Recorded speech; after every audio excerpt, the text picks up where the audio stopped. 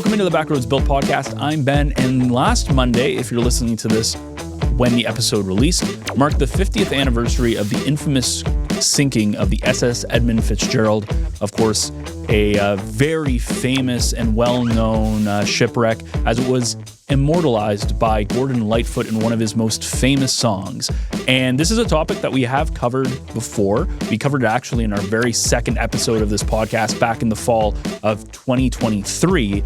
But we're going to be revisiting it this time with a very special guest, a man who has been to the wreckage himself in the very depths of Lake Superior to see in his own eyes the actual wreckage. He's created documentaries, he's written books on this very topic, and we're very pleased to be able to talk to him. So we're going to be diving in with him to a lot of the behind the scenes of how that kind of came together, a lot of the things that he learned about this and his connection to the Edmund Fitzgerald. All of that on the way, but first we do have to thank today's lead sponsor, Homewood Suites by Hilton North Bay.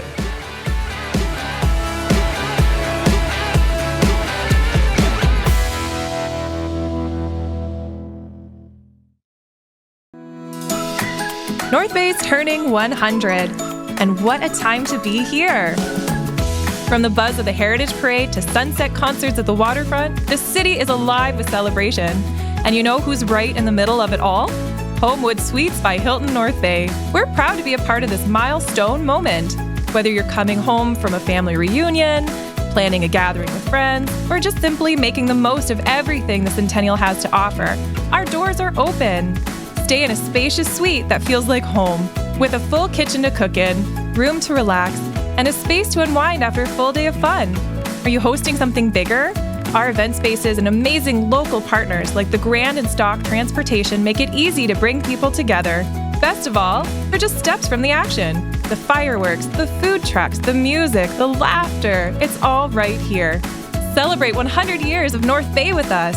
Use code Centennial to save on your stay anytime this year. Be at home with Homewood Suites by Hilton North Bay. Join the party today at 495 Oak Street West or give us a call at 705-495-3000.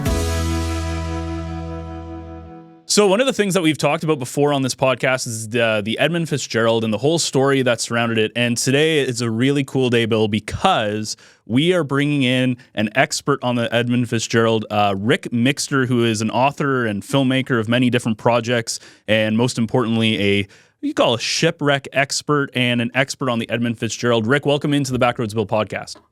Oh, it's so great to be here, guys. Thanks for having me. Well, you know, Ric, we've had people that have, I've interviewed explorers that have been to the South Pole. We've had people that have been on the David Letterman show, but Ben, we've never had anyone that it's actually dove to the bottom of Lake Superior. I think it's 550 feet to the wreck of the Edmund Fitzgerald. And this year, of course, on November 10th, it's 50 years. And Ric Mixter, not only the author, but filmmakers. He's made 4 documentaries, 1994, 98, 2018, 2022, in Edmund Fitzgerald, all kinds of, he's received awards. He's an historian, and he's probably, I think he deserves this title as the most prolific expert on the Edmund Fitzgerald. And Ric, so that's the leading question. Like, how did you, and you're a journalist and a longtime journalist, but how did you get excited and sucked in, so to speak, on the Edmund Fitzgerald? It's not hard when you grow up in Upper Michigan and you're not far from the ore docks. We were 20 miles away. I'd ride my 10-speed bike as a kid into town, and I would watch the freighters. And I lived through the storm when the Fitzgerald went down. We were only 100 miles from where it was actually lost. And I remember it shaking the trailer that we lived in. It was by no means the biggest storm. We survived the blizzard of 78 that buried our home. So, but that was only a catalyst to a journalist career, a radio career, and then finally I covered a shipwreck where the largest tanker exploded on the Great Lakes, and that was the Jupiter in 1990, and I was there for the whole thing. I actually walked the melted deck when they put the ship out. So that, forgive the pun, ignited my interest in these ships and storms. I did the 1913 documentary. I started finding eyewitnesses that were still alive for television interviews of these storms in 1340. And that's just really built into the opportunity when a guy called and said, would you like to dive the Fitzgerald? Yeah, that's a fascinating story because it's kind of a Tradex thing. You were a working journalist then and did a series, but how did that all come about? And then the next thing you know, you're on the submersible sub. Well, we got scooped really bad. It turns out one of the divers from another station, an ABC station, was involved in the sheriff's department, knew all the state police guys, so he got this great image of the ship from a Zodiac, and my boss was furious. He goes, why don't we have that? And I said, well, I'm not a diver. And he goes, why aren't you a diver? And I said, well, you haven't paid for it. So believe it or not, they covered my dive costs, which wasn't cheap, for a guy raising 3 kids and his wife. So I jumped in the water, started winning awards from underwater videography, and it didn't take long before I started to do lectures and I became recognized for the history I was doing, not so much as an author, but more as a video producer. And that's where the opportunity came for the Fitzgerald. Yeah, well, take us to that day. It was in July of 1994, and I think it's, we don't assume too much, and you have been down to the bottom, and I'm sure there was some intrepidation or anxiousness, but take us right down from the surface down to the bottom and describe what you've seen. I mean, I'm sure you've been asked this question many times, and of course, there's video footage, and of course, it's different. And, when you run the camera, you don't sometimes have the chance to think and deal with your emotions. I know all the time, think, oh, when I look at the stuff, now I get a chance to feel. Bill, you are right on it.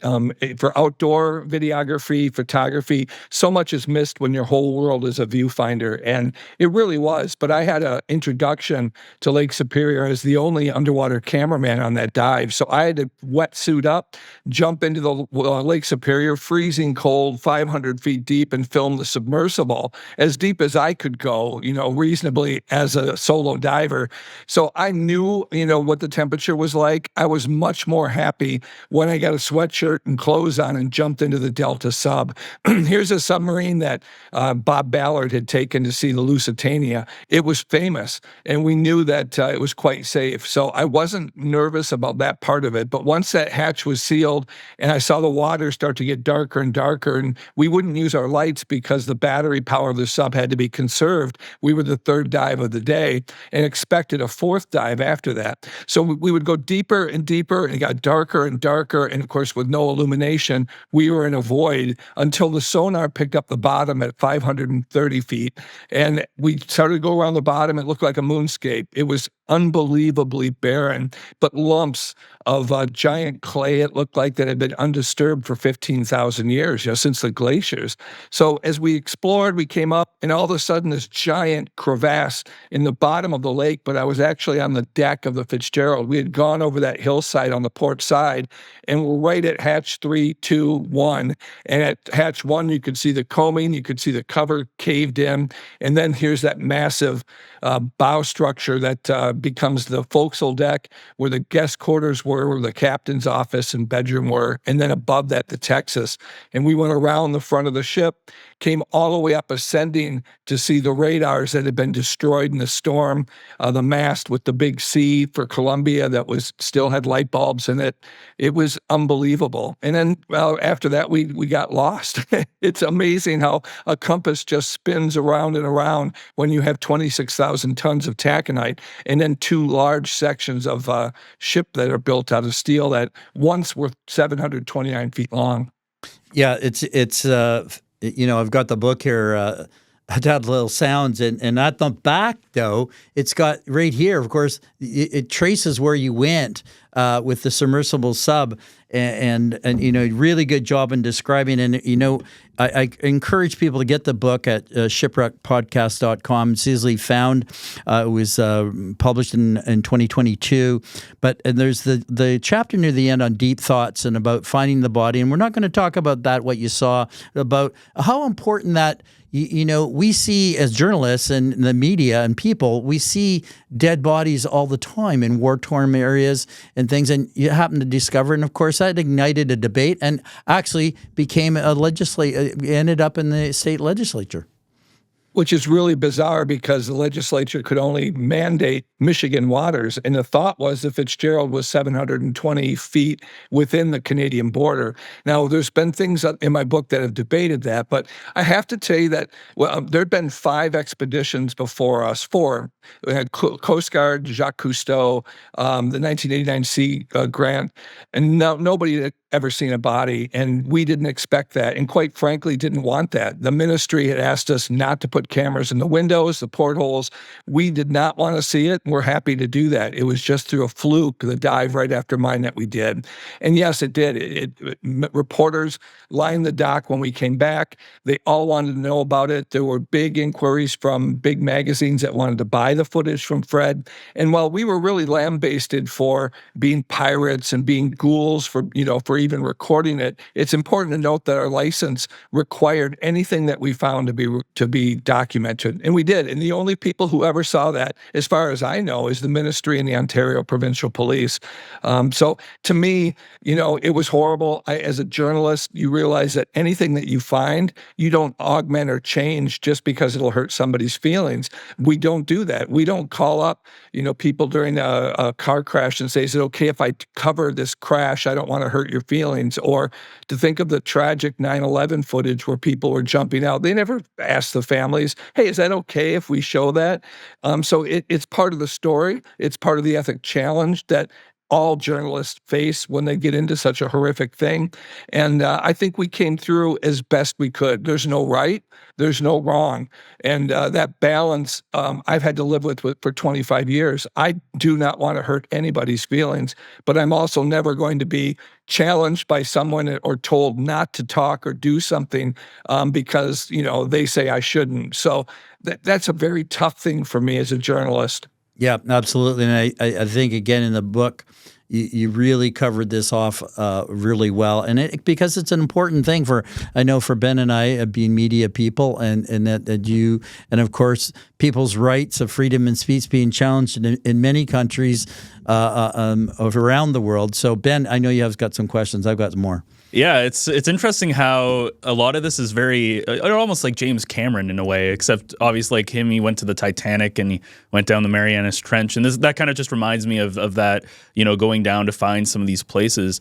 Obviously, there's a connection with how close you are to Lake Michigan and the Fitzgerald, but is there something about the Fitzgerald itself that really, I guess, attracted you to the story and what it was? I think I've done 30 interviews on TV magazines, including Popular Mechanics and television, documentaries, PBS. And I always say 2 words: Gordon Lightfoot. This is the whole reason why we're still talking about this and why nobody talks about the George Steinbrenner that went down in 1953. In 1958, the Bradley broke with 2 survivors, a much more incredible story. More people lost on that ship in Lake Michigan, the largest ship ever lost in Lake Michigan. The Daniel J. Morrell with the Dennis Hale, a close friend of mine. I published his book. And this is a guy that survived 2 nights in November 28th, 1966, in his underwear. The story of the Fitzgerald is captivating, but it is by no means not even in the top 12 of the biggest storms to ever happen. It certainly isn't the most incredible rescue story. We've got more than that. There's shipwrecks like the Lady Elgin where 400 people died, or the Eastland when it rolled over where 800 people died. So it doesn't fit into anything other than having the incredible song written and the haunting song that was written from it. So I acknowledge that in the history scheme of things, it might be the most latest, but it probably would have been forgotten if not for that song. And that's what captivated me. And certainly the leader of our expedition, Fred Shannon, he interviewed Gordon. He worshiped Gordon Lightfoot. And he's since passed on, both Gordon and Fred Shannon. But I think Fred would hate the fact that I do dog on Gordon because about 85% of his song is incorrect. Yeah, the lyrics get stuck in your head, and of course, when Gordon performed it with family members, he changed the lyrics out of respect. And again, you've talked about what you've done as well. But here's a question too. As a journalist, I I've been to various sources. I know there's more than a dozen. I think closer to 16 books written on the Edmund Fitzgerald. But nonetheless, as you're a videographer, you transition into the digital media. How important was, I think, from a video perspective, to tell the story? Oh, that's interesting. And that's really what's making a lot of people nervous about the Fitzgerald site. It cost $75,000 for us to dive down in a submarine to go capture it. Underwater robots have gotten cheaper. You could do it for $300 now and fly a robot down there to see it. My first underwater camera that I filmed Delta with was $15,000. And thank goodness Amphibico actually helped me with the cost of that, just because of all the publicity I was getting as an award-winning underwater videographer. So the technology is getting cheaper and cheaper to now where a GoPro is $200 and it's shooting 6K.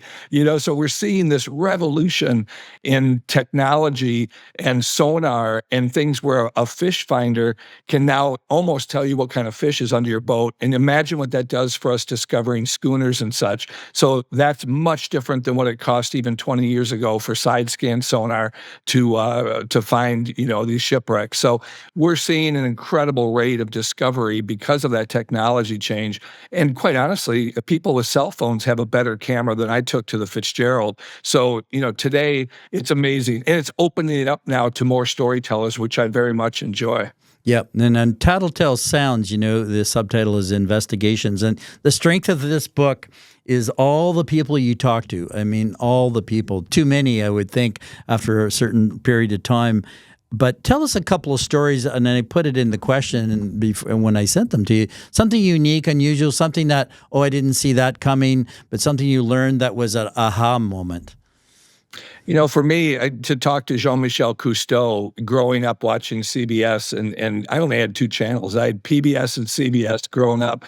And to see, his dad and him as a youngster, it was an honor to meet him in Chicago and to talk about their dive and to see the first humans that actually dove the Fitzgerald, going into just amazing people like Jimmy Hobaugh that sent the first rescue boat, from Duluth, had to cross through that killer storm to look for survivors, to talk to the guys on board that ship, the guys that flew the airplane, the Navy submarine finding aircraft to find it.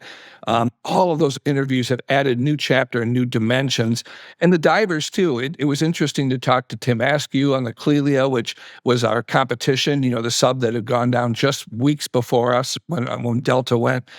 So all of that stuff, to get access as I joined the Shipwreck Historical Society as a board member, I got incredible access to the stuff that I didn't participate in too. So it made the book so unique that you put faces on the people who've been involved. And I would say that was the most important part. It's one thing to say, yeah, they found the boat. Well, who found it? Who was in charge of the pollution control? What did they go through? We regularly look at 29 people and we revere them for being lost on the Fitzgerald, but this affected hundreds of people. And I've only scratched the surface on the people that were directly involved. And I think that there's other books that could be written. I just watch and see 5 new books that just came out, and they keep revisiting the same stuff. And quite frankly, taking a lot out of Tattletale, without attribution in a lot of cases. If you read the forward in my book, I say, hey, listen, I'm the only one that got an interview with this person. I know where it came from. And it was just, it's good form to tell people this is where I got it, rather than, because we don't get to just go to a store and pick up all this stuff. We have to really search, and that's part of the fun, even as much as being underwater, to find these details, to find these people, and to really get into a setting where you could record them as well, especially the ones who lost loved ones. It's not easy. So, yeah, it's been a 30-year quest, but well worth it when I hear comments like yours. It's almost that time of year. Early mornings at the rink, fresh notebooks and backpacks, and a community gearing up for another great season of varsity sports. At Source for Sports North Bay, we're proud to be part of it all. Whether it's finding your kid's first pair of skates, gearing up for tryouts, or outfitting your team for the season ahead, we've got you covered. Because here, we're not just a sports store, we're neighbors, coaches, teammates, and fans. And we're proud to cheer you on every shift, step, and stride of the way.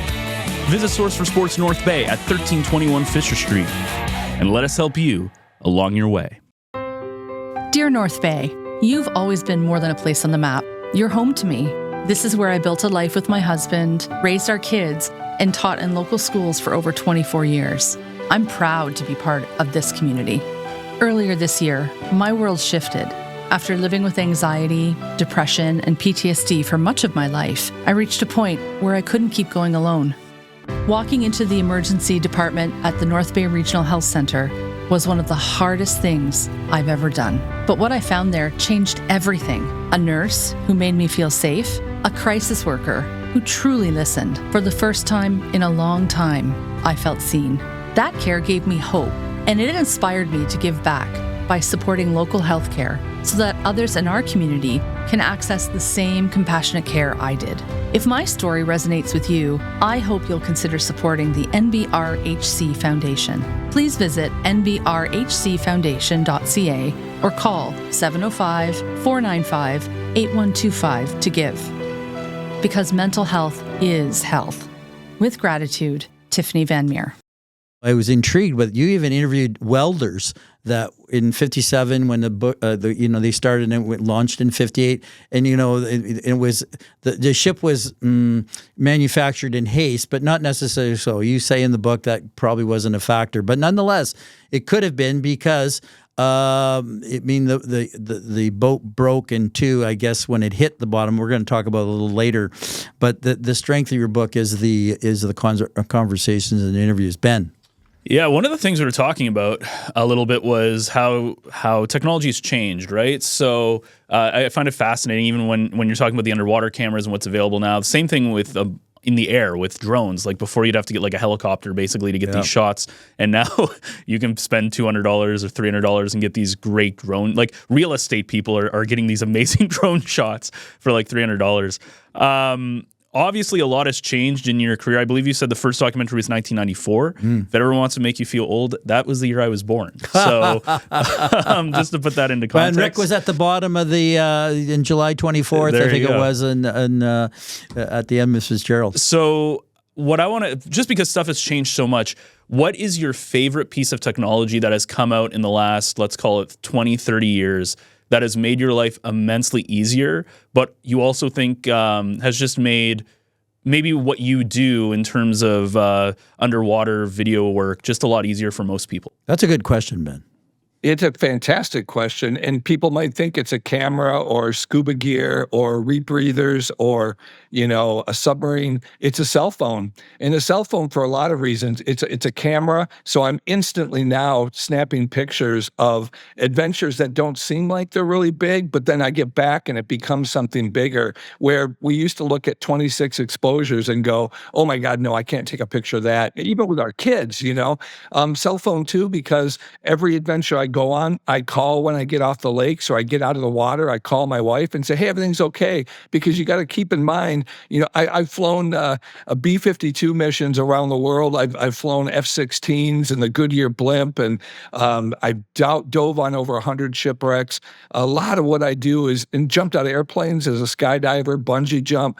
I call my wife and just say, hey, I'm okay, because there's somebody at home, there's kids at home that worry about you. So the cell phone, again, comes through. It's great for tracking, too. I can now, instead of pulling a map up, I can find my cell phone and Waze or, any of the other ways. I can remember fishing in Missinaba, probably 8 hours northwest of you guys. My stepdad had an island up there, and how scary it was taking a turn out in the middle of nowhere with no gas stations, and a cell phone could tell you, oh, hey, by the way, there's one in 4 miles. So that has to be the most lamest piece of technology I could have said, but it really changed what I do. And the mapping part of it alone is fantastic. Yeah, and what you said about the cell phone is fascinating, because when I was in high school, I remember at that point, I think the iPhone 3G, I think it was, finally came to Canada, and I think one person in the entire school had one. And everything else, it was just like flip phones, and you had, if you were cool if you had one of the ones that had the keypad that you kind of flipped up.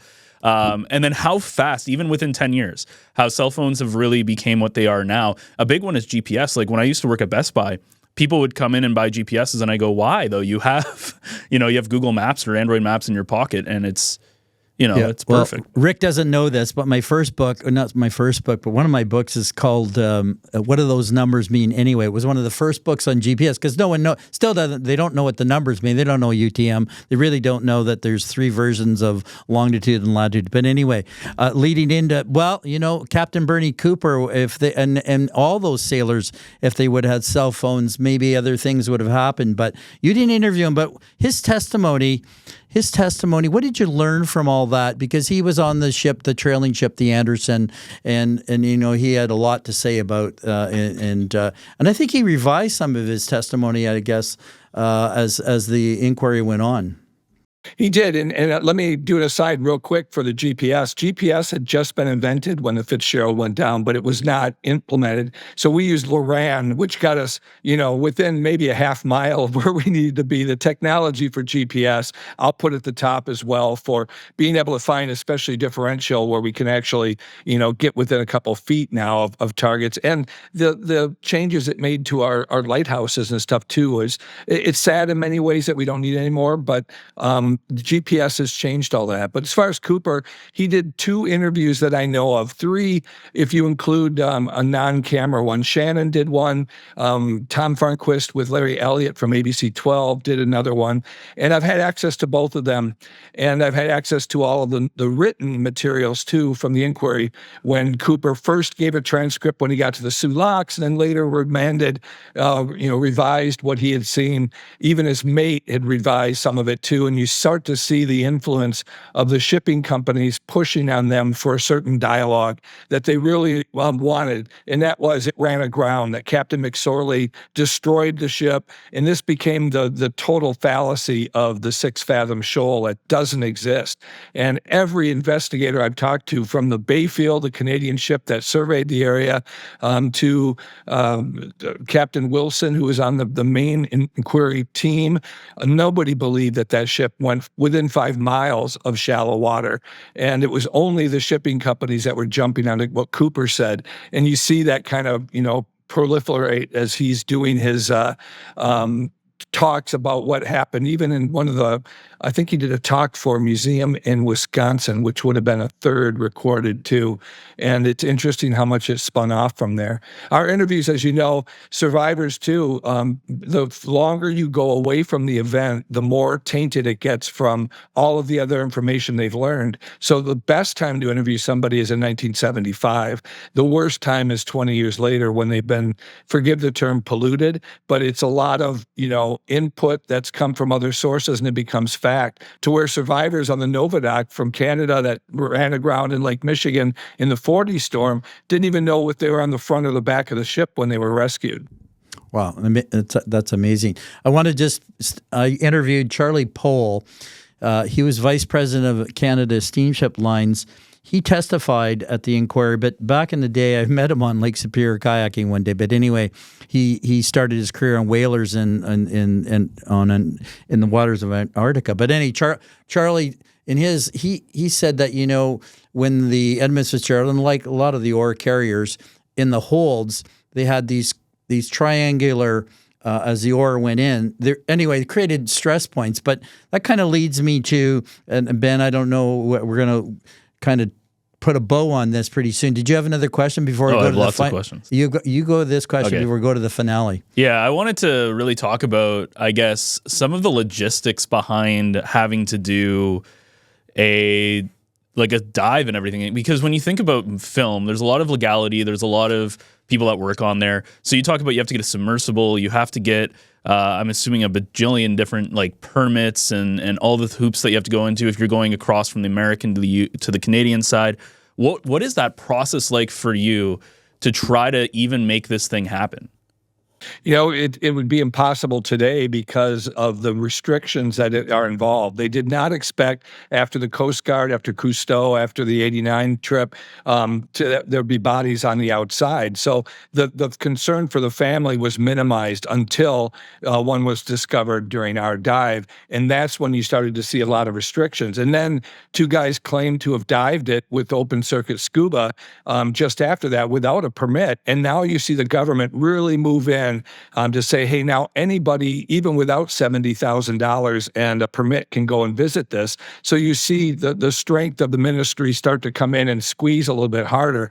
But we're also seeing, that restriction, while they talk a lot about having rules to dive it, Canada laid off their archaeologists in 2011. There's not a lot of teeth to this. The divers that dove the Hamilton and Scourge, the only two other ships that are off limits, they openly dove it and put it on YouTube, wrote in Diver magazine, and the Canadian ministry did nothing. So there's a lot of rules in place. The question is, I'm sure if I went, I would get fined $1 million and everything else, and they'd take my boat. But it's interesting to see how that legend has grown to include all of that red tape. But it was really money. It was who's got that kind of cash, and that limited it so much that the Canadian government didn't really worry about it, until now. Now you can do it with a sonar. Now you can do it with a robot, and cheaply.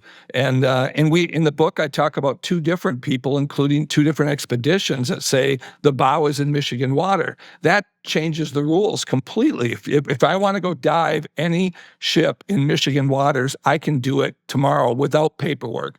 I certainly, if I'm going to search for shipwrecks in Wisconsin waters, I have to contact the archaeologist. But Michigan is pretty much go find what you want. And we found over 15 new shipwrecks near the Fitzgerald on the Michigan side for the Shipwreck Historical Society. 15 new stories of crew that Gordon never sang about. So brand new stories that I think have just as much weight as the Edmund Fitzgerald.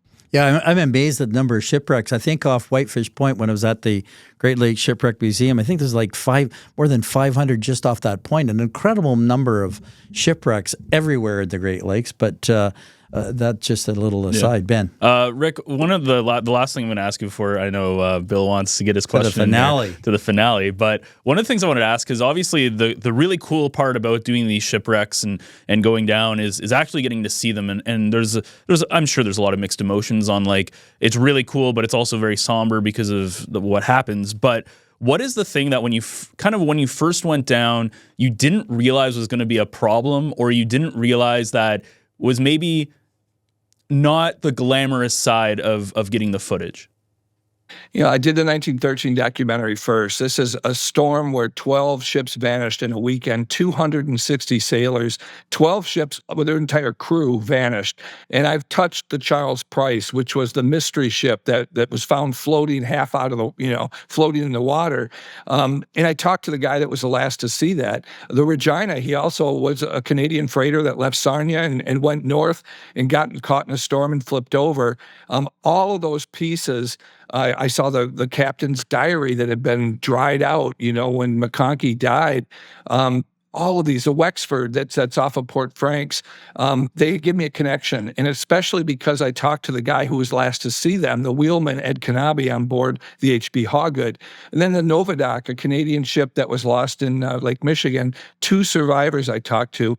It was amazing to touch the ship, to go around it, to explore the areas. You get a very deep connection with these boats when you meet the guys that actually got off the boat.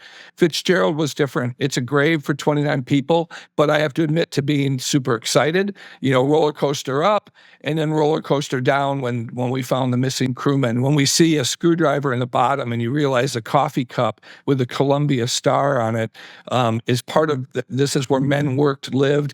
It's tragically sad when you realize that part of it, but it's all part of the story, and to not, explore these things, to say, hey, it's going to make somebody sad, I think is not, realistic when you've got 10,000 shipwrecks in the Great Lakes. And quite frankly, every other boat I've ever dove on, the families wanted to know more about the ship. Only the Edmund Fitzgerald has had family members that have said, you shouldn't do that.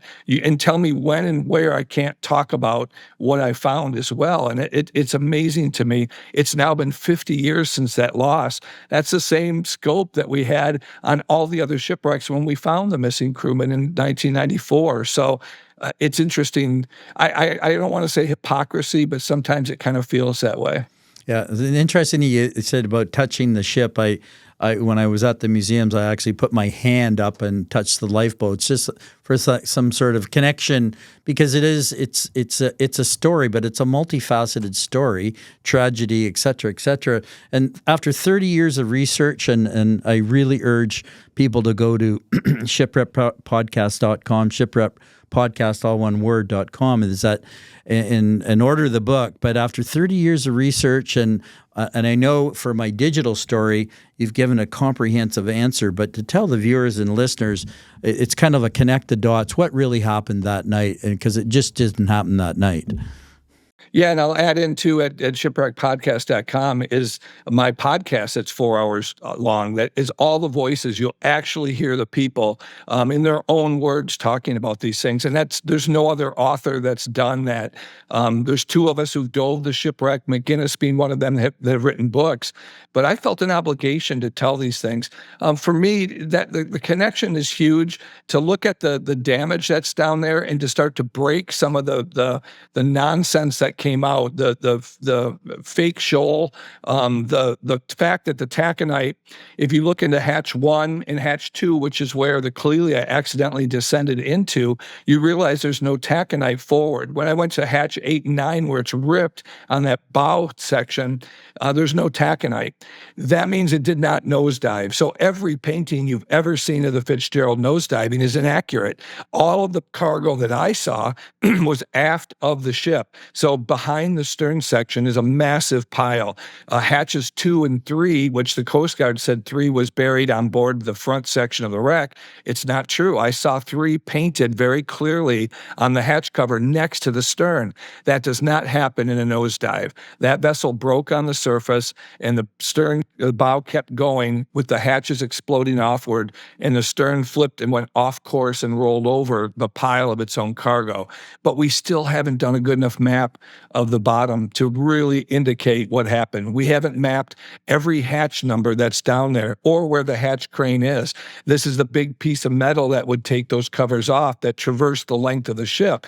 Where was it jettisoned? When did it break the stays that had, mounted it to the deck so it wouldn't move in transit? Where that is critical. And I think that there's a lot of answers that we could describe without ever going near where that body is. I know where it's at. I would never go back. There's no interest in that. The whole song was the 29, or the lake it is said never gives up its dead, from Gordon Lightfoot. First of all, the Chippewa legend is fake. There's no Chippewa legend about the lake never giving up its dead. We stole that from Lake Tahoe, another chapter in the book. But the final part is that, there's so many things we could answer and never go back to that area and respect the families. And I think that it'd be hard to argue the ministry to say, hey, if I promise never to go there, can I go see it? With the knowledge that I have today, I think I'd be an asset to a group that would want to go and visit. You're such an investigative journalist, and you know that, Ben, this is going to be one of my favorite Backroads Bill podcasts, just because of the event and to meet someone like Ric Mixter, and thank you so much for being on the podcast. It's my honor, and especially to talk to my Canadian friends about it. This is just an absolute treat. Thank you for sharing your adventures as well. The Northwoods of Ontario are just such a beautiful place, and I miss it. I hope to go back soon. Well, and before we go, Lake Missinaibi, there's pictographs on there. We've talked about pictographs on the Backroads Bill podcast, but we could talk about that. I'm glad you to make that connection, because I thought, the Ferry Point pictographs, and someone's been there as well. And again, thank you. Oh, my pleasure. Thanks again. Well, a big thank you to Ric for coming on. And if you get a chance, make sure to check out his book, Tattletale Sounds. The link, of course, will be in the description. And if you are an Edmund Fitzgerald enthusiast, which if you're not a normal listener to this podcast, maybe that's what drew you to this episode, you want to make sure you keep an eye on the feed, because things can change. But right now, we may be having another episode coming out soon. If things line up properly, again, it's not set in stone. So it's a little, I'm tempting fate a little bit by talking about it. But hopefully, knock on wood, we are going to have another guest that we're going to be able to dive into some of the history and a little bit more about what the Edmund Fitzgerald was and that kind of stuff. Where this was talking more about the wreck, we'll be talking a little bit more of the history of that. So make sure you hit that follow button, the subscribe button, whichever platform you watch or listen on, however you're able to connect with us there. Make sure you do that, because new episodes of this podcast drop every single Wednesday morning on, again, your favorite podcast platforms, Spotify, Apple, Amazon, all of those places. The video version is available on the North Bay Echo YouTube channel, and you can also check us out on socials at North Bay Echo on Facebook, LinkedIn, Instagram, and TikTok. And of course, you can also find us at northbayecho.ca, which is the home to not just this podcast, but a bunch of other great local North Bay podcasts, and the place where you can sign up to Echo Essentials, which is our newsletter that comes out once a week that keeps you connected to everything Echo, as well as what's going on in the North Bay area. So that wraps things up for myself and Bill. We will be back next week for another Backroads adventure.